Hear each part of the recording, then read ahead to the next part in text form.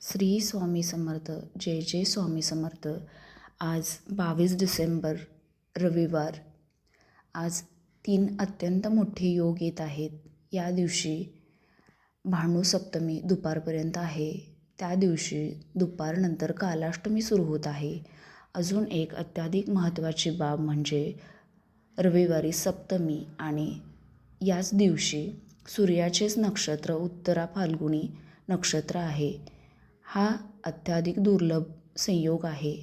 भानुसप्तमीसारखी क्वचित येणारी सूर्याची तिथी, सूर्याचाच वार व सूर्याचेच नक्षत्र यामुळे आपोआप निर्माण होणारा सर्वार्थ सिद्धियोग, या दिवशी अमृत सिद्धियोग आणि त्रिपुष्कर योग असे द्विपुष्कर योग असे 3 योग खूप विशेष सांगितले आहेत.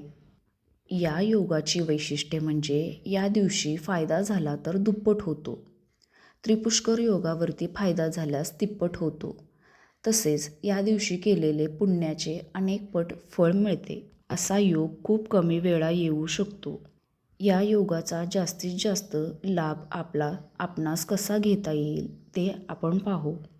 या दिवशी सूर्योदयाला जर सूर्यनारायणांना अत्यंत विशेष अर्घ्य समर्पित केले आणि भगवान सूर्यनारायणांचा मंत्रजाप केला, त्यातही तांत्रिक बीजमंत्रांचा जाप केला तर पुराणोक्तपेक्षा तांत्रिक बीजमंत्राचा लवकर फायदा होतो. ज्यांना शक्य असेल त्यांनी सूर्यकांत मणी किंवा स्फटिकाचा एक गोल भगवान सूर्यनारायण आहेत असे समजून पूजन करावे. त्यानंतर त्यांच्यासमोर तांब्याच्या पात्रात तांब्याचा गडूने अर्घ्य द्यावे व अर्घ्य देताना त्यामध्ये गंगाजल असावे. गंगाजलामध्ये रक्तचंदन, कुमकुम, रक्ताक्षदा, लाल रंगाचे फूल, थोडा गूळ आणि लाल मिरचीचे 21 दाणे असावेत. या दिवशी सूर्यसूक्त, सूर्यमंडल अष्टक, सूर्य अथर्वशीर्ष यांचे पठण करावे. आधी सांगितल्याप्रमाणे सूर्यमंत्राचा जास्तीत जास्त जप करावा. सूर्यमंत्रांनी शक्य आहे त्यांनी अग्नी उद्धारण, अग्नी अलंकारण म्हणजेच होम हवन करावे.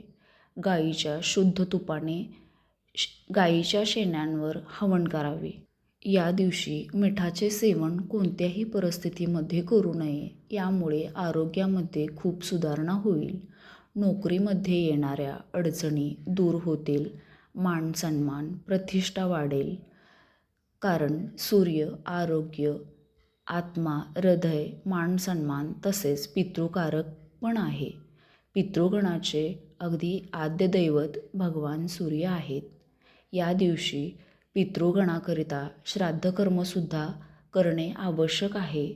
दुपारी 12 वाजता पितृगणांसाठी दही भाताचा नैवेद्य ठेवावा, पण तो बिनमिठाचा असावा.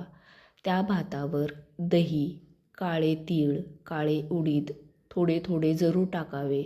त्या भाताच्या पत्रावळीभोवती काळ्या आणि लाल गुलालाचे रिंगण जरूर काढावे.